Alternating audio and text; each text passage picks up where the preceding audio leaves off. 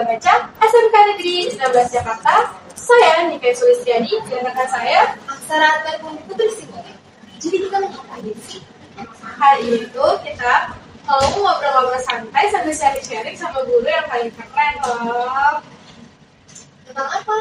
Nah, kita tuh bakal bahas tentang rasa. Kamu tahu nggak apa itu rasa? Rasa apa nih?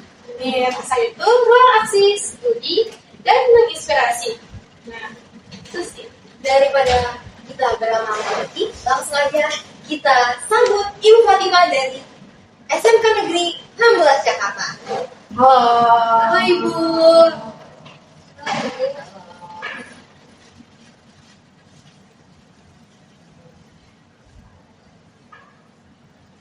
Bagaimana Ibu kabarnya hari ini? Jadi kita kan dalam rangka Hari Guru Nasional nih Bu. Dan kita tuh bakal mau sharing-sharing sedikit tentang perjalanan Ibu selama jadi guru. Oke, baik. Apa nih? Apa dulu dia diceritain? Perjalanan saya. Iya, Oke. perjalanan singkat aja sih Bu. Perjalanan singkat saya menjadi guru ya. Awalnya itu saya jadi guru itu di tahun 2016.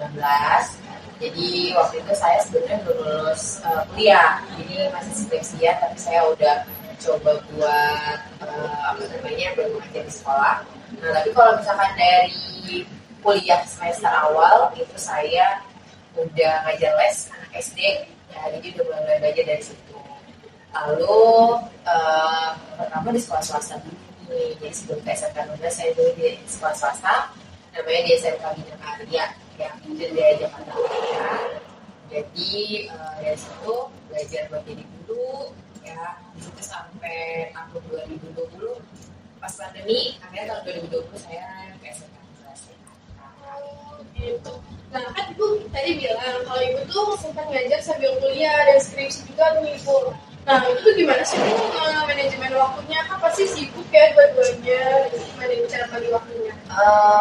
Kan dulu kan sekolahnya kan di swasta ya. Kalau di swasta tuh kita lumayan bebas buat agak bagi waktunya ya, karena nggak setiap hari ngajar. Jadi saya dulu karena harus selesaiin skripsian dulu ya, paling utama kan harusnya skripsi harus kelar dulu ya. Jadi saya itu cuma ngambil jamnya itu nggak banyak, nggak full setiap hari, tapi ada satu hari di hari Kamis di kalau nggak salah itu buat bimbingan. Nah jadi Senin di hari-hari lain saya hari Kamis itu saya ngajar, tapi di hari Kamis itu saya bimbingan sama dosen saya gitu. Jadi itu manage waktunya, karena kan dulu di swasta lebih fleksibel, jadi bisa memilih. Nah itu jadi akhirnya saya udah pokoknya harus menyelesaikan tepat waktu lah gitu ya. Biasanya alhamdulillah bisa di-manage waktunya. Kita juga harus ngambil prioritas dulu ya, apa yang harus diselesain gitu. Alhamdulillah lulus di tahun 2017 udah resmi jadi guru sekarang. Ibu itu benar-benar sibuk banget ya pasti ya Bu. Pastinya itu. Gimana Bu? Apa motivasi Ibu untuk memilih profesi ini? Oke, jadi guru sebenarnya mungkin panggilan hati juga kali ya. Itu sebenarnya juga dari lingkup keluarga itu banyak keluarga saya yang menjadi guru. Tante saya juga jadi guru. Jadi mungkin itu yang menginspirasi saya buat kayaknya jadi guru nih gitu ya. Jadi dapat masukan-masukan juga supaya bisa jadi guru. Ya udah akhirnya ambil kuliahnya pun juga ya pendidikan seperti itu. Gitu. Nah selanjutnya itu menurut Ibu apa sih makna dari kata rasa dalam dunia pendidikan? Oke, dari rasa sesuai tema ya. Iya, Dari rasa ruang ruang aksi, studi dan inspirasi. Oke, ruang aksi, studi dan inspirasi. Jadi mungkin dari ruang aksinya ya, mungkin sebagai di dalam dunia pendidikan, nah apalagi murid-murid nih mungkin bisa mengeluarkan bakatnya di sekolah, gitu, bisa beraksi di situ ya. Jadi ruang aksi sekolah tuh bisa jadi tempat ruang aksi buat menyampaikan bakat, menyalurkan bakat ya lewat situ. Lalu juga tadi apa yang kedua studi. Oke, pastinya di sekolah kita belajar ya. Iya. Nah itu kita dapat ilmu, pasti jadi ruang buat kita belajar di situ, ruang studi kita. Lalu yang terakhir ada inspirasi. Oke, inspirasi itu menurut saya ya dengan kita belajar kita mungkin dapat inspirasi, bisa juga jadi menginspirasi orang. Nah itu mungkin yang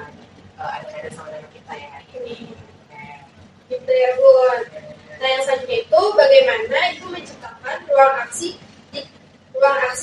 di kelas agar siswa tuh aktif berpendapat itu Bu, kan karena tuh rata-rata tuh kita sebagai siswa tuh malu, takut berpendapat. Jadi gimana Bu? Oke, kalau di pelajaran saya itu saya biasanya mengadakan literasi dulu nih 15 menit sebelum mulai belajar. Nah, di situ literasinya biasanya ngambil tema-tema yang memang ini atau lagi ada berita apa nih gitu ya. Nah, itu bisa medianya bisa dari misalnya literasi digital, bisa juga dari gambar, dari film, pokoknya dari mana nih. Nah, dari situ sama literasi dan menurut saya itu bisa meningkatkan berpikir kritis, terus juga jadi bisa menuangkan pemikirannya lewat tulisannya dulu ya, lalu habis itu dibacain. Nah, itu menurut saya bisa anak bisa lebih aktif juga berpikir kritis juga melalui kegiatan literasi itu. Nah, baru deh nanti habis itu mungkin baru mulai belajar di situ. Biasanya kayak gitu di media sosial. Oh, itu sangat efektif ya Bu. Tapi kira-kira tuh ibu tuh biasanya kayak ibu suka dapat kasus-kasus yang lagi booming kan Bu. Nah, itu contoh kasusnya tuh apa sih Bu yang berbeda? Mungkin yang kayak kemarin ya di SMA 72 ya, kemarin ada tempat saya juga membahas tuh di kelas saya tentang, pertama saya kasih itu kan katanya tentang bully ya, katanya kasusnya tentang bully di SMA 72. Nah, itu saya pertama kasih ini dulu, kasih stimulus dulu ya, jadi kasih materi dulu tentang pengertian bully, apa sih bully. Nah, baru disitu saya minta mungkin siswa saya buat bercerita di situ. Pernah nggak sih kayak bully? Sebenarnya saya pengen tahu aja sih pengalaman mereka gitu ya, apakah takutnya kan seperti yang biasa begitu itu kan mungkin nggak punya ruang gitu buat cerita gitu ya, jadi mungkin jadinya melakukan hal-hal yang tidak diinginkan gitu. Nah, sebenarnya saya pengen literasi ini jadi ruang buat mereka mungkin mengungkapin isi hatinya mereka. Nah, itu contohnya sih seperti itu kemarin sempat dibahas. Akhirnya dari situ mungkin dikasih penguatan lagi bahwa mungkin yang dilakuin yang di siswa di SMA itu yang sekolahnya itu mungkin perbuatan tidak baik, jadi kita lurusin lagi.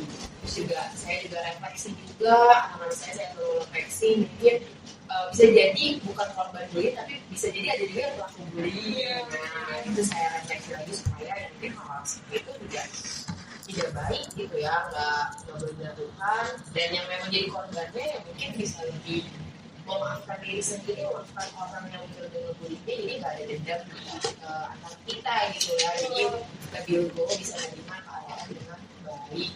Itu sih kemarin sempat ini banget ya, karena beritanya juga sempat mengagetkan banget ya gitu. Jadi itu benar nggak boleh dilakuin. Jadi daripada dipendam-pendam mendingan cerita aja, mendingan boleh tulis begitu hal yang kamu anggap ini. Jadi daripada ngelakuin hal yang dari inginkan lihat update itu.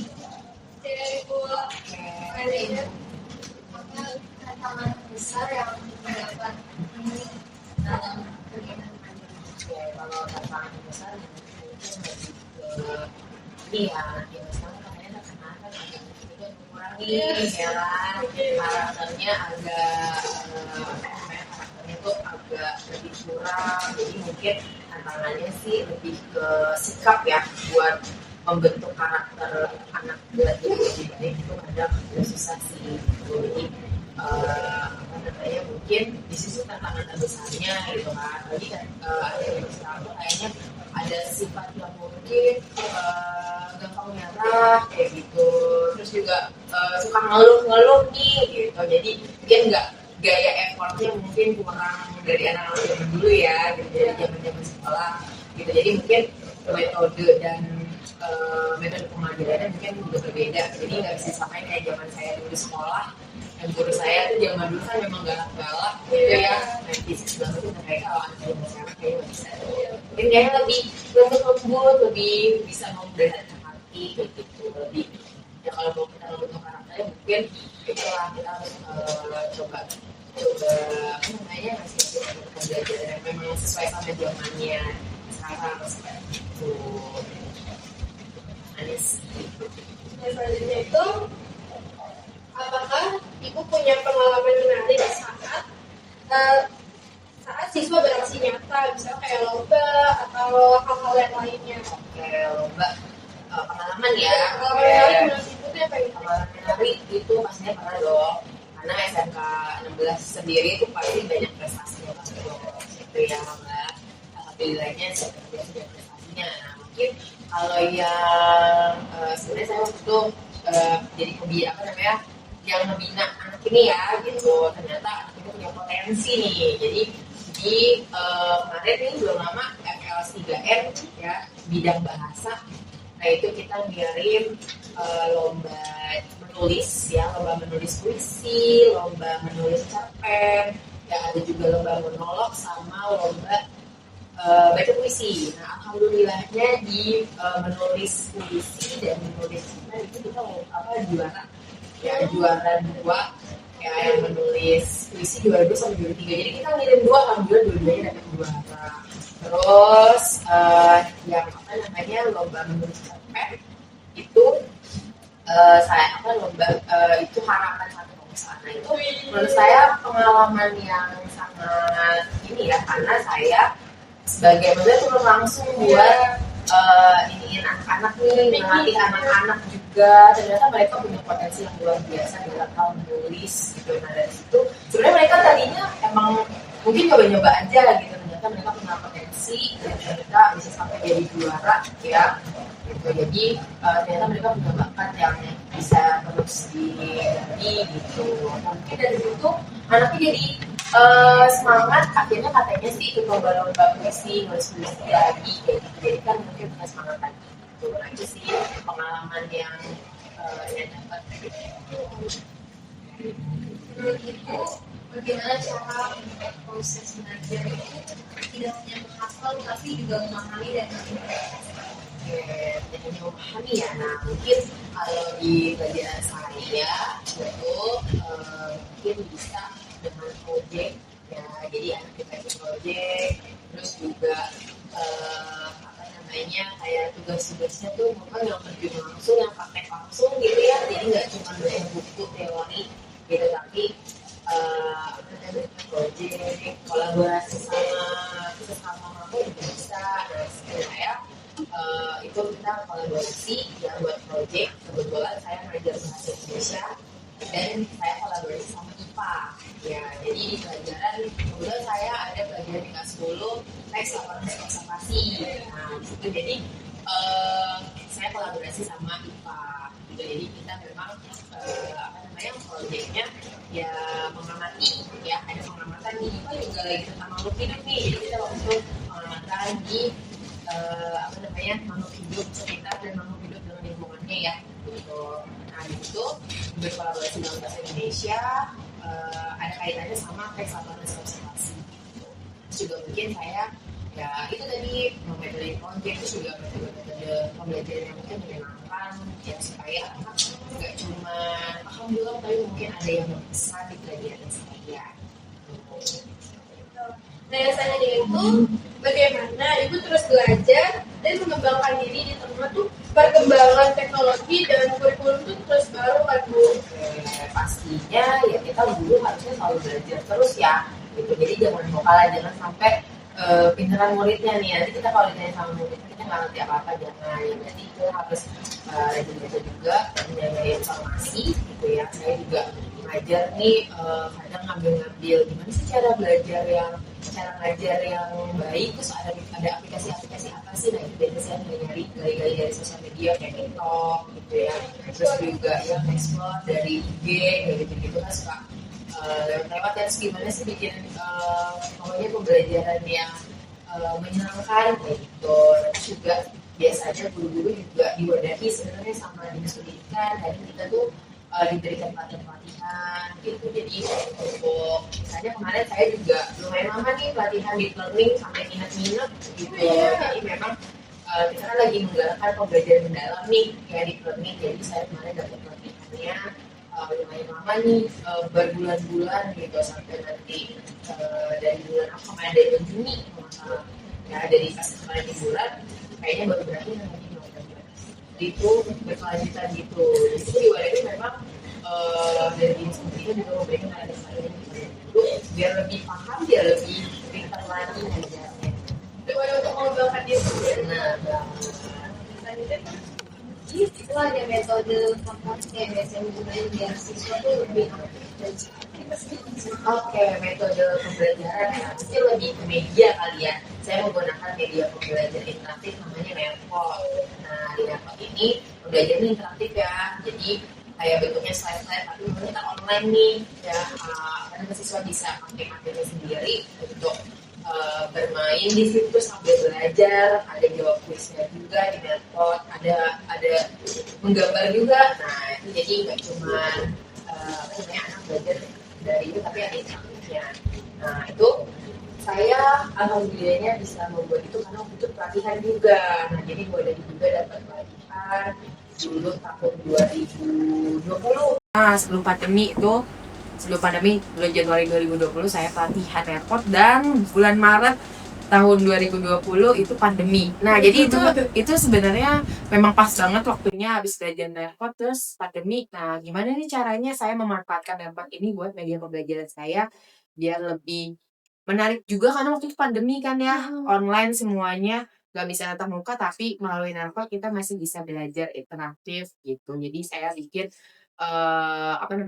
mulai dari tahun 2020 itu saya bikin Nerpot dan dipakai sampai sekarang. Walaupun udah nggak pandemi, tapi kita masih ternyata Nerpot itu ternyata saya lihat testimoni dari anak-anak ternyata seneng pakai Nerpot. Jadi saya terapin sampai sekarang nih. Biasanya saya pakai Nerpot itu di awal materi pembelajaran itu. Jadi ya sama sekarang ditambah-tambahin kan banyak kuis-kuis interaktif ya. Nah, anak-anak zaman sekarang tuh suka banget ya ngerjain tuh sambil main-main tuh ya, sambil biar nggak boring ya. Jadi saya mungkin banyakin seperti itu sih media pembelajarannya, kayak metode-metode mungkin metodenya seperti itu, terus project juga. Saya masih banyak belajar juga sih saya. baik. Yang selanjutnya tuh, siapa sih Bu inspirasi Ibu di dunia pendidikan ini? Oke, inspirasi saya terinspirasi mungkin sama nama Ki Hajar Dewantara. Kenal kan ya sama Ki Hajar Pasti Dewantara. Dari sejarahnya juga Ki Hajar Dewantara itu kan memang Menteri Pendidikan pertama Indonesia ya. Lalu juga beliau juga yang membuat sekolah pertama gitu. Jadi saya sangat terinspirasi oleh beliau karena beliau kan dulu sebagai pahlawan juga ya, mati-matian buat mungkin supaya zaman dulu setara gitu. Jadi yang zaman dulu kan kalau yang sekolah kan cuman bangsawan-bangsawan ya. Nah, beliau mau semuanya sekolah gimana bisa rakyat-rakyat miskin nih bisa sekolah juga. Akhirnya beliau membuat taman siswa gitu ya. Nah, kebetulan saya juga SD-nya di taman siswa nih. Jadi memang dari kecil dari SD udah tahu tentang Ki Hajar Dewantara karena emang ada pembelajaran ketamasiswaan dulu. Jadi memang saya terinspirasi dan beliau pendidikan dengan beliau gitu. dalam taman siswa itu ada perbedaan nggak Bu dengan pembelajaran siswa? Kayak metodenya Iya, cara yang sebenarnya sama aja sih, cuman kita dapat pembelajaran tentang taman siswaan, yaitu lebih sejarah tentang gimana sih taman siswa dibangun kayak gitu. Terus kayak kan slogan semboyan-semboyan yang kayak Hajar Dewantara itu lebih dijelasin lebih dalam gitulah gitu nih taman siswa. Jadi makanya saya dari dulu memang sudah kenal dengan sosok Ki Hajar Dewantara kan, karena memang dapat pembelajaran dari SD tuh tentang sejarah taman siswaan gitu. Jadi kalau buat materi pembelajaran sih sama aja sekarang. ya, berarti tidak ada perubahan yang signifikan ya. Enggak sih, cuman emang ada kajian tambahan tentang taman siswaan itu gitu ya. apa pesan Ibu atau nasihat untuk siswa agar tetap semangat belajar kita? Oke, mungkin sesuai dengan Hari Guru ya, Hari Guru Nasional tahun 2025 ya, pastinya pengennya guru-guru ya harapannya buat anak-anak ya mungkin jadi anak baik dong gitu kan. Pembelajaran yang kita berikan mungkin biar bisa ditangkap dengan baik gitu. Dan juga mungkin jangan sikap anak-anak mungkin lebih baik lagi gitu. Saya juga untuk Indonesia sendiri ya mungkin bisa lebih baik lagi pendidikannya gitu ya, lebih maju lagi ya, Terus juga mungkin pemerintah juga lebih harus bisa mensejahterakan guru gitu ya. Pokoknya untuk anak-anak Indonesia pastinya tetap jadi anak yang baik ya, tetap belajar terus sampai cita-cita kamu tercapai ya. Jangan takut untuk memulai atau melakukan sesuatu kalau yang emang itu benar ya gitu. Jadi kamu harus memilih juga, hati-hati dalam memilih hal baik dan hal buruk gitu. Jadi tetap semangat dalam belajarnya ya, tetap coba berani mencoba hal-hal baru ya, hal-hal positif ya pastinya gitu. Dan juga tetap harus menjaga karakteristik yang Indonesia mau lah. Pokoknya keindonesiaan terus kan kita juga diajarin ya di sekolah gitu tentang karakter yang baik itu seperti apa. Nah, itu diterapin di dunia nyata di sekolah juga. Yang selanjutnya itu, jika ibu bisa menggambarkan guru inspiratif itu dalam satu kalimat tuh apa tuh Bu? Apa? Guru inspiratif itu ya harus menginspirasi, benar ya? Namanya juga guru inspiratif ya, jadi harus menginspirasi. Jadi gurunya harus menginspirasi dalam hal mengajarnya, dalam hal menyampaikan menyampaikan pendapat, dari dalam guru dari sikap gurunya juga harus menginspirasi, dari mungkin penampilan gurunya juga harus menginspirasi. Jadi guru inspirasi itu ya harus bisa menginspirasi. Oke. Menurut Ibu, gimana kondisi pelajar saat ini? Kondisi pelajarnya ya itu ya tadi ya, seperti dibahas sebelumnya tadi, mungkin agak kurang di attitude aja sih, di bersikap masih ada yang kurang. Terus juga saya banyak ngeliat sekarang banyak kasus-kasus bully ya gitu di di sosial media, dan itu bully-bullynya itu direkam-rekam gitu ya, kayaknya itu sangat miris banget sebenarnya. Jadi ya sikapnya lebih di ini aja sih sekarang gitu ya, mungkin lebih harus diperbaiki lagi sikapnya yang kayak gitu-gitu ya, mungkin dihindari ya gitu, karena sekarang juga kayak masih dengar-dengar tentang bullying gitu kan, tentang tawuran gitu-gitu masih banyak. Jadi jangan sampai kamu nyanyiin masa-masa sekolah kamu buat hal-hal seperti itu yang nggak bermanfaat lah gitu. Oke. Nah, yang selanjutnya jangan biasa nih Bu, kita udah di penghujung acara. Kita udah di penutupan, dan di penghujung ini tuh kita ada satu pertanyaan terakhir untuk Ibu. Kira-kira apa harapan Ibu untuk pendidikan di Indonesia kedepannya tuh kayak gimana Bu? Oke, untuk harapan saya untuk pendidikan Indonesia pastinya harus lebih maju lagi. Jangan mau kalah sama negara-negara maju yang lain ya. Semoga Indonesia bisa lebih baik lagi, dan semoga saya pengennya di Indonesia semoga pendidikan, apalagi di dunia pendidikannya, semoga nggak ada korupsi ya gitu ya. Jadi kadang takutnya kadang di dunia pendidikan tapi dijadikan dalam korupsi itu gak banget ya. Jadi semoga nggak ada, lebih baik lagi. Anak-anak Indonesia bisa pintar-pintar semua, bisa berprestasi di dalam negeri dan juga di luar negeri, yang punya attitude yang baik ya. Pokoknya semoga Indonesia bisa bersaing nih di internasional juga gitu ya. Jadi anak-anak Indonesia lebih berkualitas. Itu sih harapan saya kok Indonesia. Terima kasih Ibu atas waktunya. Sama. Sekian podcast dari kami.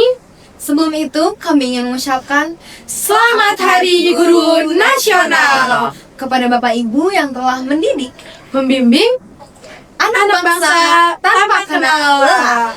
Terima kasih. Dan jangan lupa follow Instagram perpustakaan kita, yaitu Sastrik25.